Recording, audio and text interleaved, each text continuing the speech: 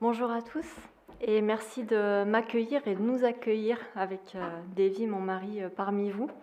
On est vraiment heureux de faire votre connaissance et puis c'est un privilège pour moi de pouvoir vous partager la parole de Dieu.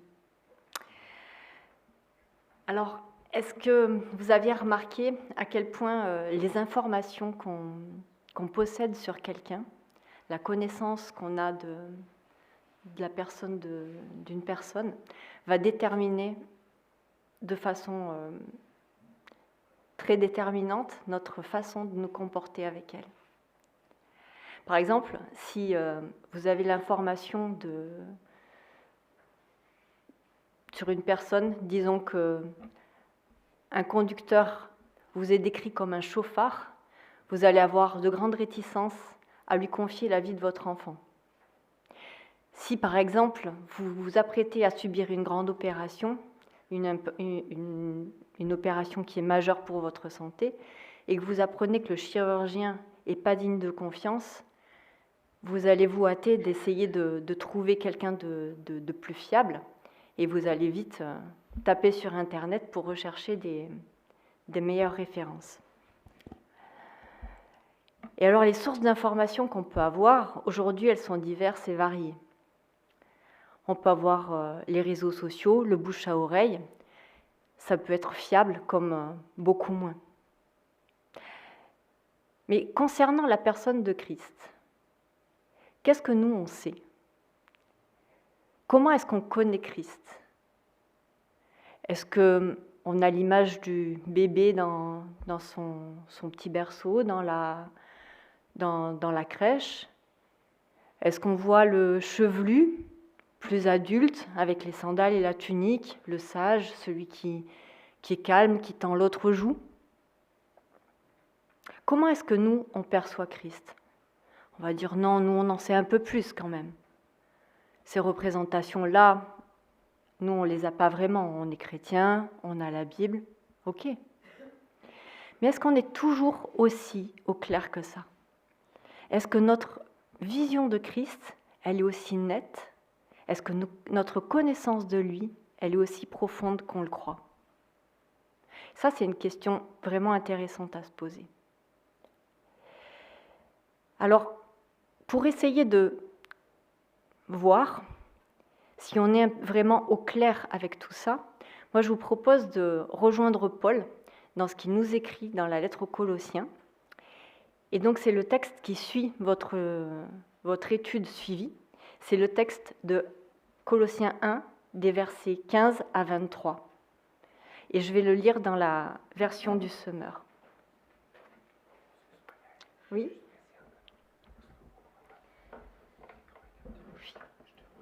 D'accord, oui. C'est la crainte que j'avais. Ah, c'est parfait. Je ne savais même pas. Vous êtes super bien équipés ici, hein? Oui, c'est parfait, merci. Ce Fils, il est l'image du Dieu que nul ne voit. Il est le premier-né de toute la création.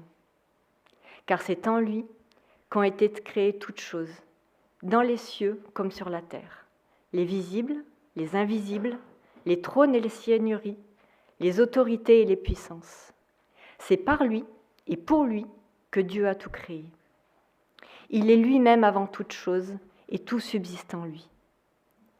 Il est lui-même la tête de son corps qui est l'Église. Ce Fils est le commencement, le premier-né de tous ceux qui sont morts, afin qu'en toute chose, il ait le premier rang. C'est en lui que Dieu a désiré que toute la plénitude ait sa demeure. Et c'est par lui qu'il a voulu réconcilier avec lui l'univers tout entier, ce qui est sur la terre et ce qui est au ciel, en instaurant la paix par le sang de son Fils, que son Fils a versé à la croix. Or vous, autrefois, vous étiez exclus de la présence de Dieu. Vous étiez ses ennemis à cause de vos pensées qui vous amenaient à faire des œuvres mauvaises. Mais maintenant, Dieu vous a réconciliés avec lui par le sacrifice de son Fils qui a livré à la mort son corps humain pour vous faire paraître saints, irréprochables et sans défaut devant lui. Il vous faut bien sûr demeurer dans la foi, fermement établis sur ce fondement, sans vous laisser écarter par l'espérance qu'annonce l'Évangile. Cet Évangile, vous l'avez entendu, il a été proclamé parmi toutes les créatures sous le ciel, et moi, Paul, j'en suis devenu le serviteur.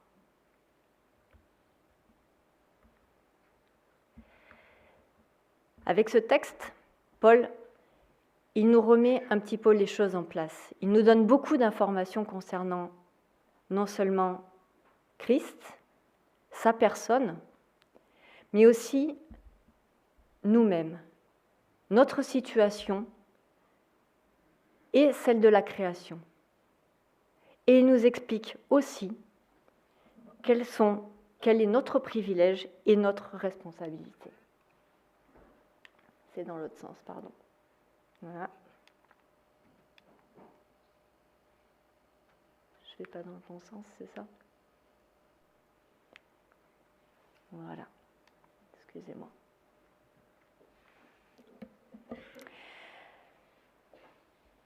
Le fait de connaître correctement Christ, de connaître correctement Dieu et nous connaître correctement, ce n'est pas simplement des données théologiques, des concepts abstraits qui sont juste une connaissance empirique des choses.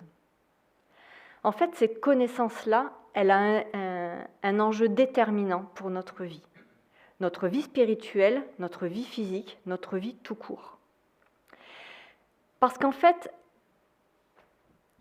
ce qu'on croit à propos de Christ, à propos de Dieu et de nous-mêmes, ça a des conséquences concrètes sur notre vie. Ce que l'on croit, ça détermine toujours, qu'on le veuille ou non, notre façon d'agir et de réagir. Et l'inverse est vrai aussi. Notre manière d'agir, de penser et de réagir reflète très directement ce à quoi on croit. Et ça, c'est vrai pour tous les domaines de notre vie. Et concernant Christ ou concernant autre chose, c'est purement une mécanique humaine. Alors, que nous dit notre texte concernant Christ? Il nous dit tout d'abord qu'il est l'image de Dieu que nul ne voit. En effet, on ne peut pas voir Dieu, parce qu'il est esprit, il est immatériel. Dans l'Ancien Testament, on peut voir des occasions dans lesquelles Dieu il se manifeste à l'homme, sous une forme ou sous une autre. Et ces formes visibles, elles ne sont que transitoires. En aucun cas, elles ne reflètent l'être entier de Dieu. La diversité des formes sous lesquelles Dieu se manifeste nous enseigne justement qu'on ne peut pas le cloisonner, le restreindre à une seule image. On sait qu'un jour on verra Dieu. Mais est-ce qu'on s'imagine qu'on va voir Dieu comme on se voit là? Au risque de vous décevoir, non. Nous n'allons pas nous voir visuellement, corporellement comme ça, parce que Dieu, justement, est esprit et immatériel. Par contre, on aura une connaissance de lui qui est si intime qu'on le verra de cette manière, et on le verra clairement et pleinement. En revanche, Christ, lui, il a pris une forme humaine. Lui, il est venu d'une manière que ses contemporains pouvaient le voir de visu. Et c'est lui, c'est Jésus, dans son humanité, mais aussi dans sa divinité, qui nous révèle le Père. Je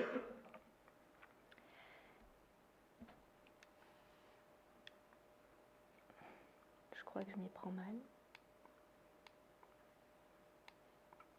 On peut passer peut-être. Voilà, c'est super. Jean 1,18 nous dit « Personne n'a jamais vu Dieu. Dieu, le Fils unique, qui vit dans l'intimité du Père, nous l'a révélé. » Et Jean 12,45 nous dit « Qui me voit » donc c'est toujours Jésus qui parle. « Qui me voit aussi celui qui m'a envoyé. » Le Fils, il nous révèle le Père. Il nous permet de le connaître. C'est uniquement par lui qu'on peut connaître véritablement Dieu. Il n'y a pas d'autre moyen. Les pharisiens, c'est-à-dire les religieux de l'époque de Jésus, ils pensaient connaître correctement Dieu. Mais ils rejetaient le Fils, ils rejetaient Jésus. Donc ils étaient incapables de véritablement connaître Dieu. Et je dirais même que les disciples qui côtoyaient Jésus et qui avaient une certaine révélation, une certaine connaissance de sa personne, étaient dans un entre-deux. On a d'un côté Pierre qui a une révélation et une déclaration qui est magistrale. Il déclare que Jésus est le Messie, le Fils de Dieu.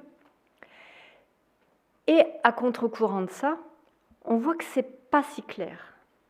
On voit dans l'évangile de Jean un événement qui nous est rapporté, où on voit Philippe qui demande à Jésus, alors que Jésus vient de leur dire qu'il le connaissait lui, il connaissait le Père, il lui dit « Montre-nous le Père, et cela nous suffit. » Alors Jésus réagit et il dit « Mais quoi, Philippe ? Après tout le temps que j'ai passé avec vous, tu ne me connais pas encore ? Celui qui m'a vu a vu le Père. Comment peux-tu dire « Montre-nous le Père » ? Ne crois-tu pas que je suis dans le Père et que le Père est en moi ? On voit que finalement, c'est pas si simple. C'est pas si simple d'avoir une vision claire de qui est Jésus et de sa place véritable. Il nous est dit aussi que le Fils, il est le premier-né de toute création. Alors, ce n'est pas lui qui a été créé en premier. Lui n'a pas été créé, il était avant toute création. Mais le titre de premier-né, c'est justement un titre. Ça veut dire qu'il a la suprématie, qu'il est au-dessus de toute la création. Le titre de premier-né était aussi attribué au roi d'Israël. C'était pour dire que c'était le premier-né, c'était le roi qui avait pouvoir sur tout le peuple de Dieu. Et là, donc, Christ a le premier rang, a l'autorité sur toute la création. Parce que c'est en lui que tout a été créé et que tout subsiste. Il est lui-même l'agent créateur. Et lui-même permet que tout vive et continue d'exister, qu'on le veuille ou non. L'homme fait partie de cette création. Il a été créé par Dieu, par le Fils, et il a été créé à l'image de Dieu, c'est-à-dire qu'il était fait pour être le représentant de Dieu sur la terre et pour dominer toute la création.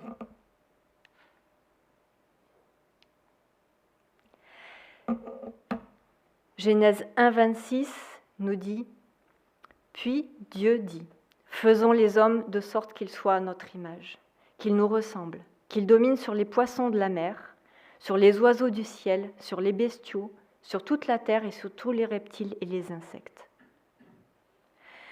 Dieu avait donc créé quelque chose de super bien, des êtres qui étaient magnifiques, glorieux, qui avaient une vocation de dominer, de gérer toute la création et qui avaient une super relation avec lui, harmonieuse.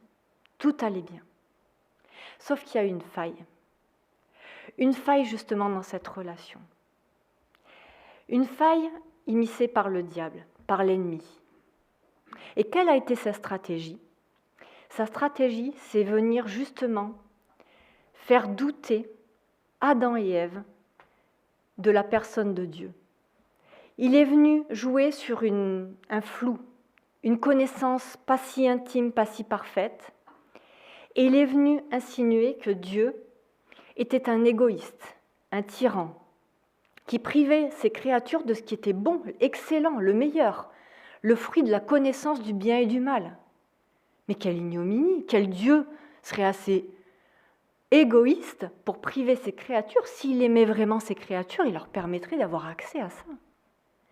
Et donc Adam et Ève ont commencé à douter de l'amour de Dieu, de la fiabilité. Ils ont perdu confiance en lui. Ils se sont dit, nous, on a envie de ça. C'est ça qui est bon pour nous. C'est interdit. Tant pis, c'est pas grave. On désobéit. On va s'emparer de ce qui est bon pour nous. Parce qu'en fait, Dieu, il veut pas notre bien finalement. À partir de ce moment-là, la relation, elle a été rompue. La relation avec Dieu, elle est devenue malade, toxique. Et cette rupture, elle a eu des conséquences sur la relation entre l'homme et Dieu, mais aussi entre la création et Dieu. Et depuis, la création elle-même est malade. Elle souffre. Et l'homme souffre de cette rupture avec Dieu. Nous aujourd'hui, qu'on le veuille ou non, nous sommes les descendants d'Adam et Ève. Nous avons hérité dans notre chair, nous sommes marqués par cette rébellion, par cette désobéissance et cette méconnaissance de Dieu. Nous portons en nous cet héritage de désir d'indépendance, d'autonomie. Et on est incapable de venir vers Dieu, de le reconnaître pour qui il est. On est aveuglé par notre propre personne, par nos propres désirs. Et aujourd'hui, la tactique du diable, sa stratégie pour nous amener à être toujours plus loin de Dieu n'a pas changé. Toujours nous persuader que Dieu n'est pas bon pour nous, que sa volonté est répressive, tyrannique,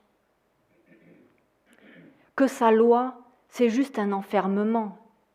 On sait ce qui est interdit, mais justement, ça nous prive de ce qui est bon, de ce qu'on aime.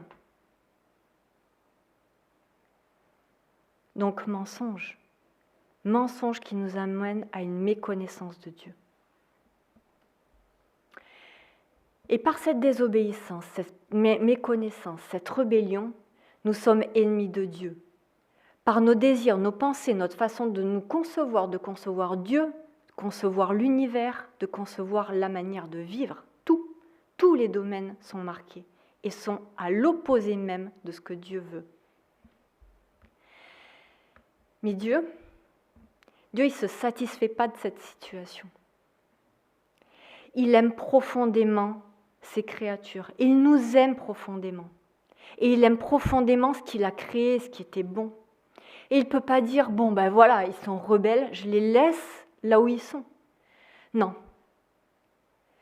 Lui, il veut restaurer la relation. Il veut instaurer la paix. Il veut restaurer la création, la guérir. Il veut nous guérir. Parce que nous sommes malades, même si on n'en a pas conscience, on est profondément malade. Dans notre être intérieur, dans nos aspirations, dans tous les aspects de notre vie. On est marqué par le péché.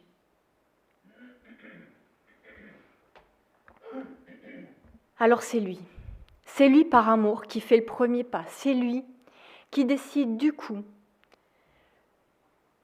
que le Fils si parfait, le Fils créateur, vienne prendre la condition d'être humain et vienne payer le prix dans son humanité, dans son corps, dans sa chair, pour qu'on puisse être réconcilié avec lui. Le Fils,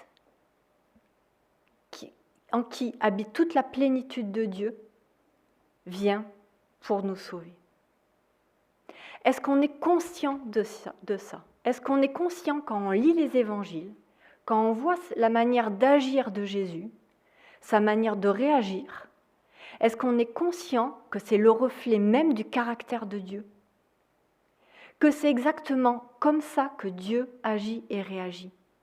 C'est pas seulement un sage, c'est pas seulement un maître à penser. Tout ce que Jésus fait, tout ce qui se donne pour les autres, tout ça, c'est Dieu lui-même qui le fait. On peut vraiment admirer la stratégie divine et l'amour divin. Cette intervention salvatrice de Christ, elle se fait justement dans la chair. C'est dans son humanité que le jugement est prononcé. dans cette chair, que la descendance d'Adam est sauvée.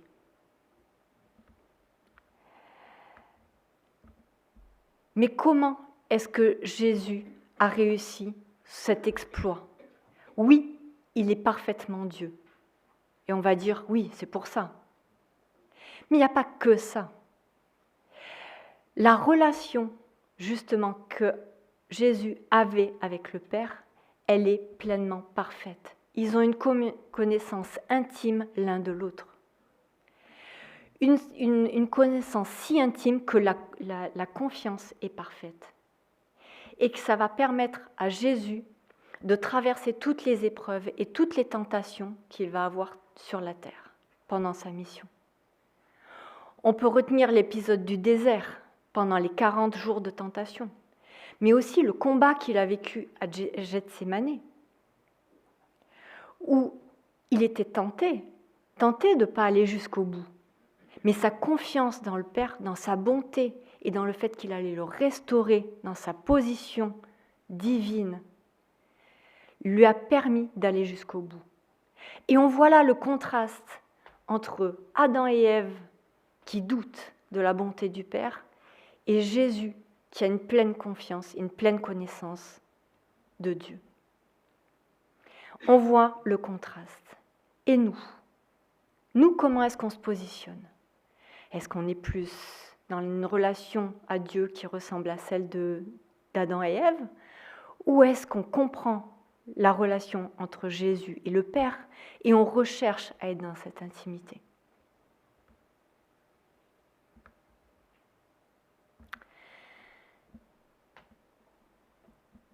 Maintenant, nous dit le texte, nous, on bénéficie de ce salut. Si on a accepté Christ, si on a accepté ce sacrifice. On rentre donc dans une nouvelle étape qui est inaugurée par Jésus-Christ. Une nouvelle étape qui s'appelle la nouvelle création. Une recréation, une régénération. Et le texte nous dit que Jésus, c'est le premier-né d'entre les morts. Premier-né d'entre les morts, ce qui veut dire le premier à ressusciter pour cette nouvelle création. C'est lui qui nous ouvre le chemin. Est-ce qu'on emprunte ce chemin? Est-ce qu'on choisit ce chemin?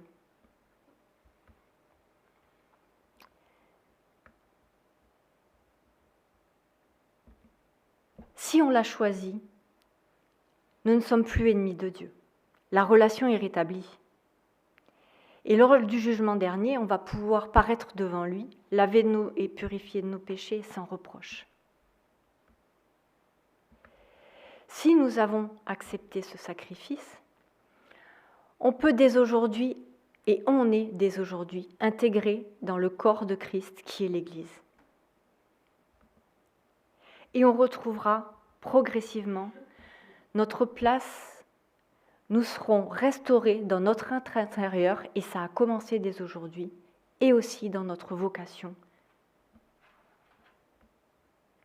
Mais tout ça, c'est un processus. Un processus qui prend du temps. Ce n'est pas d'un coup de baguette magique comme ça, quand on a donné notre vie à Christ, à Dieu, quand on a demandé pardon pour nos péchés, qu'on est métamorphosé. Le processus de régénération, de restauration, il prend du temps. Et nous arriverons à notre statut pleinement glorifié et restauré uniquement quand nous serons au paradis avec Dieu.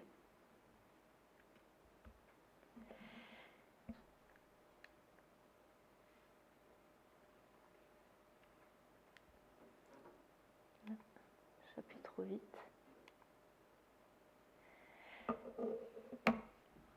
« 1 Jean 3,2 nous dit « Mes chers amis, dès à présent nous sommes enfants de Dieu et ce que nous serons un jour n'a pas encore été rendu manifeste.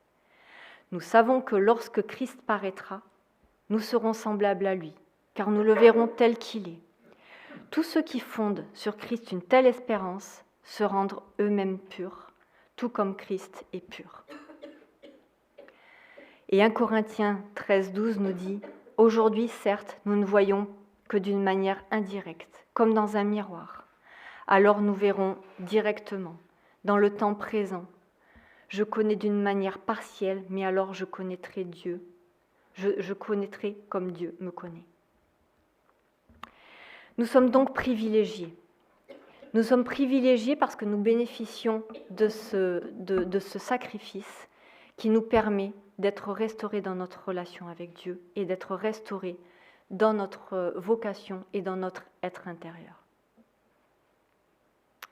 Mais il y a une condition à ça. Il y a une condition pour arriver, pour accéder jusqu'à l'éternité. Quelle est cette condition ? Paul nous la donne et il nous dit que cette condition, c'est de demeurer dans la foi, fermement établi sur ce fondement, sans se laisser écarter de l'espérance qu'annonce l'Évangile. En quoi est-ce que ça consiste véritablement ? Eh bien, c'est croire et continuer à croire et vivre en conséquence de tout ce qu'on vient de dire juste à l'instant. Mais alors, comment savoir, comment jauger si dans ma vie, finalement, je suis sur le bon chemin ? Est-ce que véritablement j'ai une bonne connaissance de Christ, de Dieu ? Et comment est-ce que ça impacte ma vie ? On peut alors se poser quelques questions. Est-ce que je suis aujourd'hui blasé par Jésus ? Est-ce que ce qu'on apprend encore aujourd'hui, ce qu'on vient de relire, finalement, ça ne me fait rien ? C'est une information que je connais. C'est quelque chose que j'ai lu et relu. Ou est-ce que je suis encore émerveillée ? Émerveillée et admirative de la personne de Christ, devant sa manière d'agir, de réagir, par ce qu'il dit, par le miracle de l'incarnation. Est-ce que je suis bouche bée ? Est-ce que je suis émue et touchée par l'amour du Père, qui nous aime tellement, qu'il a fait tout ce qu'il fallait pour venir vers nous et instaurer la paix ? Ou est-ce que finalement, je suis un petit peu habituée, que je le prends comme un fait, comme quelque chose d'acquis, quelque chose dont je me suis emparée, mais voilà. Est-ce que je suis époustouflée devant le génie de la création ? Le génie de Dieu aussi dans sa stratégie du salut ? Est-ce que je suis époustouflée et je m'incline devant ça ? Ou est-ce que finalement je suis endurcie ? Que je prends ça comme un fait, point barre, quoi. Est-ce que j'ai conscience qu'il est mon créateur, que je vis grâce à lui, que je dépends entièrement de lui et qu'il domine sur moi ? Ou est-ce que finalement je suis ingrat ? Que je vis dans l'illusion d'être mon propre maître, d'être indépendant, de contrôler ma vie, que je veux bien de son aide pour résoudre mes problèmes, me donner un coup de pouce dans mes projets, dans ce que je vis, dans ce que j'ai entrepris, dans mes ambitions personnelles, dans mon ascension sociale, mais que finalement je le laisse bien en dehors de ce qui m'arrange et qu'ils ne viennent pas vraiment fouiller dans les domaines qui sont mon petit précaré, quoi.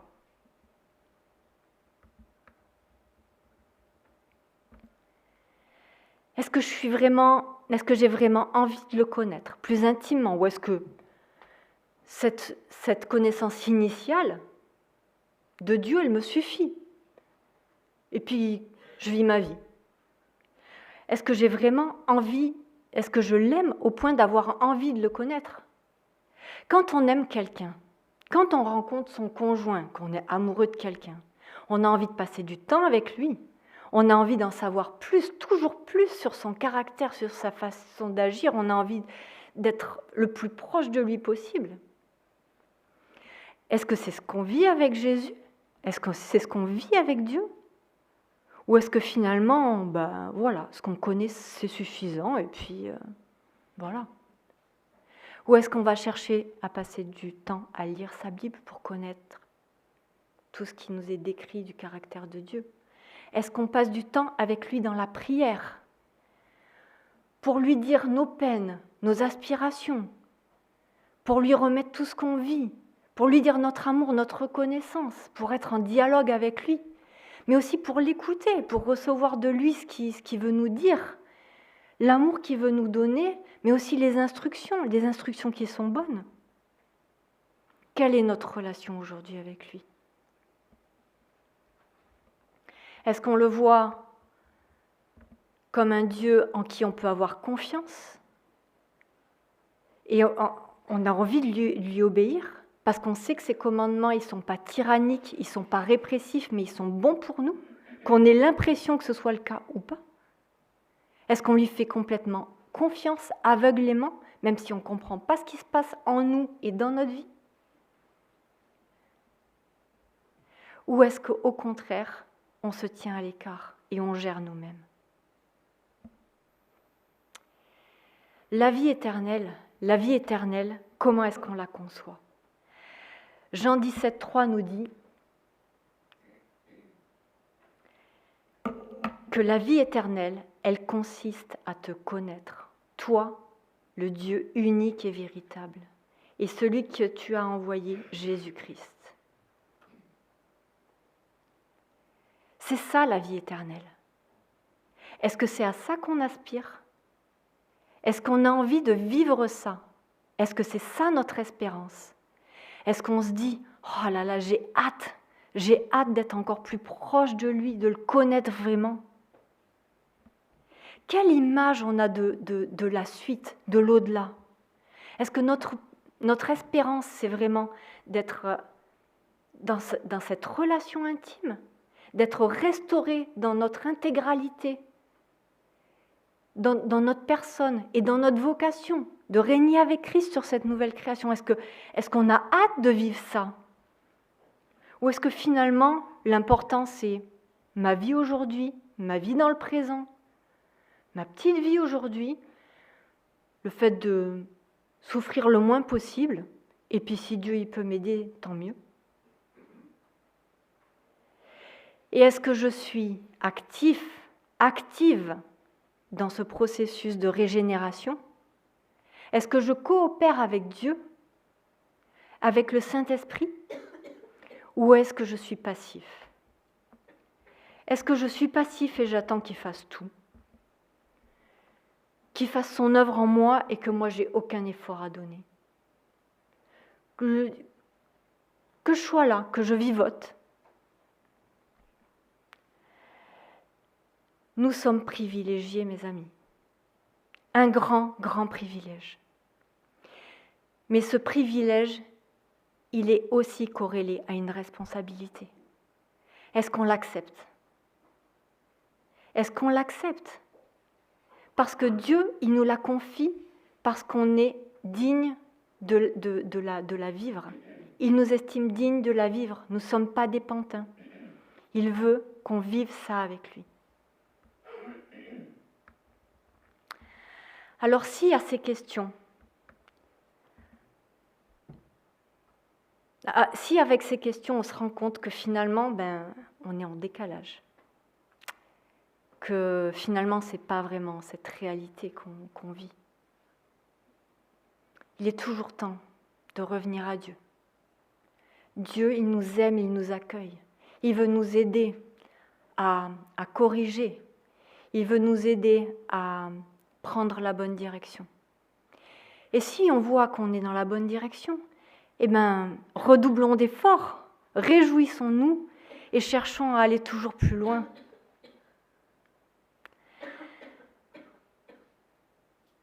Dieu veut que nous tendions vers cette maturité qui est la pleine connaissance de lui et du Christ. Cette pleine maturité qui est la restauration de qui nous sommes et de notre vocation.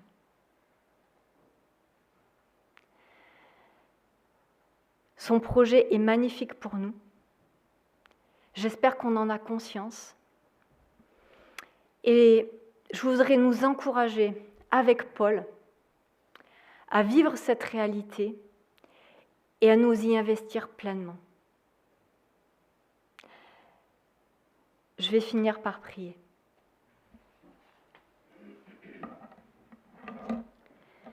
Père, merci. Merci pour tant d'amour. Merci parce que tu as tout créé par amour, que tu as fait les choses parfaitement. Merci parce que tu nous aimes tellement, que tu nous pardonnes, que tu as donné Jésus-Christ. Tu es un Dieu grand, puissant, un génie, un Dieu d'amour, de compassion. Tu nous aimes profondément. Et tu veux qu'on soit restauré, pleinement restauré. Aide-nous à en avoir complètement conscience et que ça se reflète dans nos vies, dans nos aspirations profondes, dans notre espérance. Que tu sois notre désir, que tu sois notre espérance. Père, viens au secours de notre incrédulité. Viens au secours de nos mauvaises aspirations. Viens réformer notre façon de te voir, de te concevoir. Viens réformer notre façon de penser. Aide-nous à aspirer aux mêmes choses que toi, à aimer les mêmes choses que toi et à vouloir toujours mieux te connaître. C'est ma prière pour nous, pour ton Église, pour toutes tes créatures. Je te le demande au nom de ton Fils Jésus-Christ. Amen.